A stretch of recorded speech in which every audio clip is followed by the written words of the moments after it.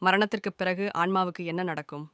வாங்க பார்க்கலாம். நாம் இறந்த பிறகு நம் ஆன்மா உடலை விட்டு வெளியில் வருகிறது. அது எங்கே செல்லும் என்பதை நம் கர்மா தீர்மானிக்கிறது.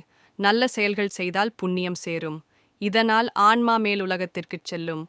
வைகுண்டம், கைலாசம், சொர்க்கம் போன்ற தெய்வீக உலகங்களில் வாழும். கெட்ட செயல்கள் செய்தால் பாவம் சேரும். இதனால் நரகம், மறுபிறவி, தண்டனைகள் போன்ற கீழுலக அனுபவங்களை சந்திக்க வேண்டியிருக்கும். மனிதர் இறந்தவுடன் யம தர்மராஜா அவருடைய கர்மாவை மதிப்பீடு செய்து தீர்ப்பு வழங்குகிறார். யாருக்கு தண்டனை கொடுக்க வேண்டும், யாரை மறுபிறவிக்கு அனுப்ப வேண்டும், யாரை வைகுண்டம் கைலாசம் அனுப்ப வேண்டும் என்பதை முடிவு செய்கிறார்.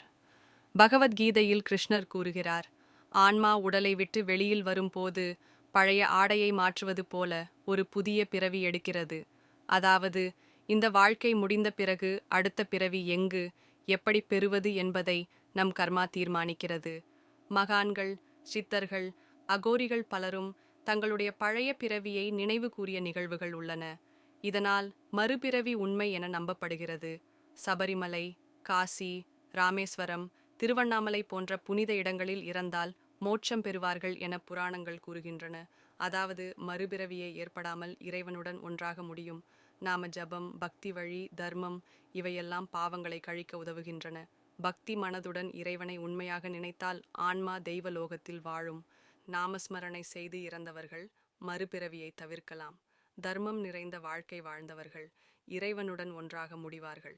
மரணத்திற்கு பின்பு ஆன்மா எங்கு செல்லும் என்பதை இப்போதே நாம் தீர்மானிக்கலாம். நம் வாழ்நாளில் நல்லதை செய்தால் இறைவன் நம்மை தன் உலகத்திற்கே அழைத்துச் செல்வார்.